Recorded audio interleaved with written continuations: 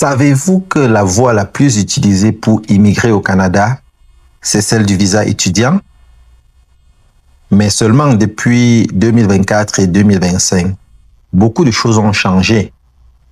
Alors, dans cette vidéo, je vais t'expliquer comment obtenir ton visa étudiant pour le Canada. Je te dirai combien est-ce que ça coûte. Je te donnerai les détails de la procédure. Et surtout, je te dirai si c'est toujours une bonne stratégie pour pouvoir immigrer.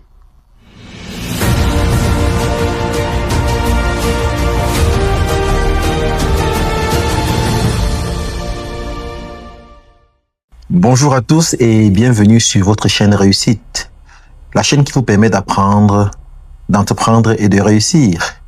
Pour ceux qui ne me connaissent pas, je suis David Wafo, entrepreneur multisectoriel. Alors aujourd'hui, j'ai décidé de vous faire une série de 6 vidéos où je vais vous présenter les différentes façons de pouvoir immigrer vers le Canada. Et aujourd'hui, et pour chacune de ces procédures-là, je te donnerai les détails de la procédure, les conditions d'éligibilité, du coût de la procédure et des secrets, des conseils pratiques, des astuces à pouvoir mettre en pratique pour pouvoir immigrer sereinement. Alors, et aujourd'hui, nous allons commencer par le visa étudiant, qui est le visa le plus utilisé pour pouvoir immigrer vers le Canada. C'est un visa, c'est d'abord quoi un visa étudiant? Le visa étudiant appelé en anglais Study Permit, c'est un permis qui vous permet, un visa qui vous permet d'étudier dans une institution, dans une école de formation ou dans une université au Canada, au niveau du Canada. Alors donc, c'est un visa qui vous permet d'étudier, comme je l'ai dit tantôt, et à la suite des études, ça peut vous permettre d'obtenir, après que vous ayez obtenu votre diplôme, vous pouvez postuler pour un visa de travail et par la suite postuler pour la résidence permanente.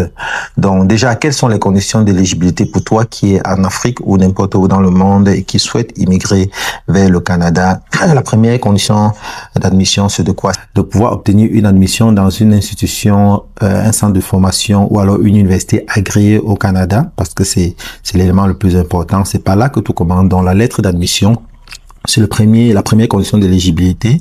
Et pour obtenir la lettre d'admission, qu'est-ce que vous faites? Vous préparez un dossier. Donc vous allez aller dans le site web de l'université, vous allez voir les conditions, les exigences dans cette université, vous allez voir le diplôme minimum qu'ils exigent pour pouvoir être admissible pour une formation là-bas, que ce soit une formation de licence, master ou doctorat.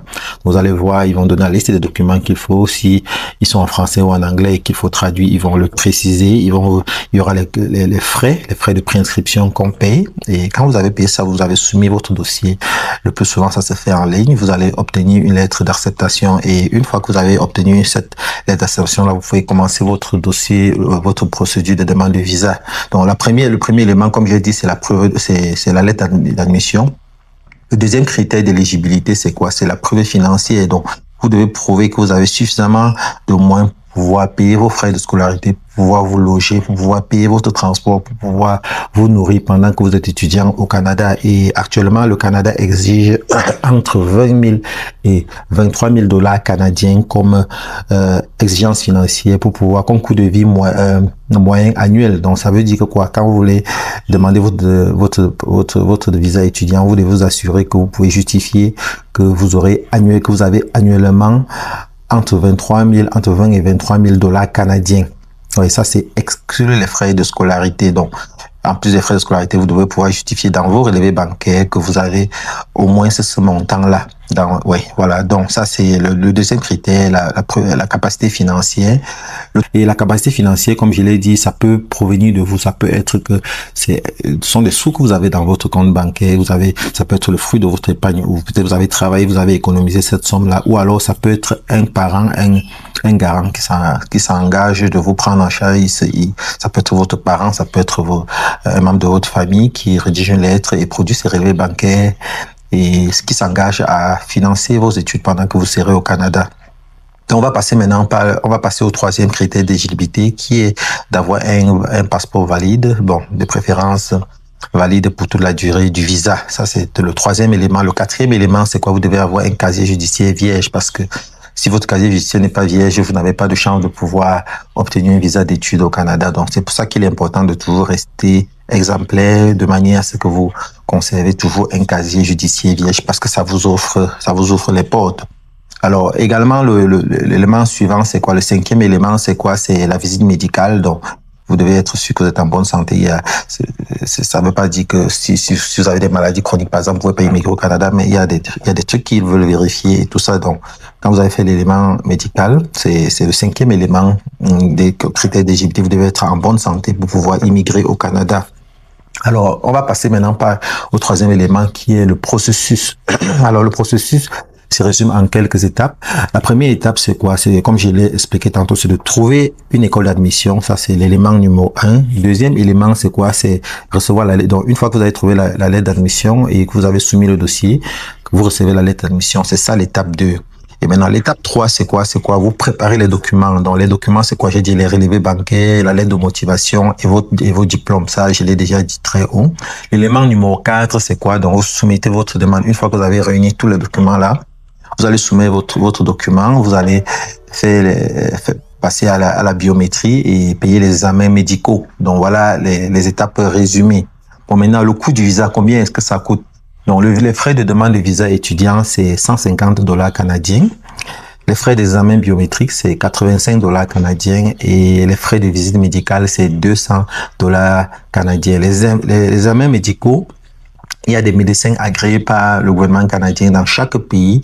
Donc, quand vous allez arriver à cette étape-là, ils vont vous donner la liste des médecins dans votre pays de résidence et vous allez choisir le plus proche et vous allez aller là-bas. Quand on fait les examens médicaux, les résultats sont envoyés directement à IRCC, donc l'organe en charge du traitement de votre visa.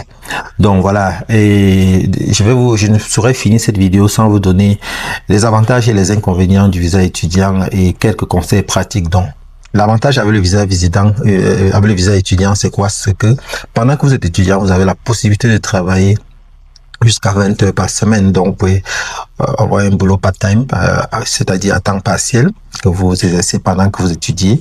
Et autour de 20 heures par semaine par là. Et ça peut vous aider comme ça à arrondir vos fins du mois. Ça, c'était le premier avantage. Donc, le deuxième avantage, c'est quoi? C'est que ça vous donne accès, ça peut vous donner accès au visa de travail post-diplôme. Ça veut dire, après vos études, vous pouvez avoir la possibilité de décrocher un emploi et vous avez un visa de travail. Ça vous permet de rester au Canada et de pouvoir travailler et par la suite pouvoir postuler pour votre résidence permanente. Donc voilà le troisième avantage, la possibilité de pouvoir postuler et devenir résident permanent après vos études, après le travail.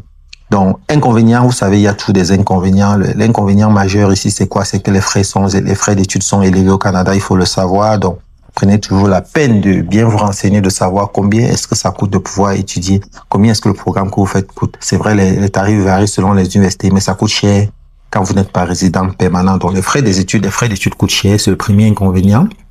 Deuxième inconvénient, c'est que la concurrence est élevée. C'est tout le monde qui veut aller au Canada. Donc, il y a beaucoup de gens qui sollicitent des places dans les universités. Donc, il faut postuler au maximum. Il faut pas vous limiter à une seule université. Postuler dans un maximum d'universités possibles pour pouvoir avoir la chance d'être sélectionné. Donc, le troisième inconvénient, ce sont les restrictions du gouvernement. Vous savez, avec la crise migratoire, tout le monde veut entrer au Canada. Ça fait que le gouvernement est en train de resserrer les liens, mais la porte reste ouverte et beaucoup continuent à immigrer chaque jour. Donc, comme conseil stratégique que je peux vous demander, c'est de choisir une formation en demande. Donc, ne pas simplement vouloir aller étudier au Canada, mais de choisir une filière qui a des débouchés, une filière dont le Canada a besoin de la main-d'œuvre dans le domaine. Donc, ça va vous permettre plus facilement d'être accepté et de pouvoir trouver une place après votre formation. Également, il faut chercher à connaître les programmes de province. Vous voyez un peu, il y a des provinces qui offrent des opportunités d'immigration. Donc, cherchez à connaître quelles sont ces provinces-là, quels sont les avantages qu'ils offrent et ça vous ouvrira également les portes. Donc, en conclusion, le visa étudiant peut être une excellente opportunité d'entrer au Canada, mais seulement si votre projet est bien préparé.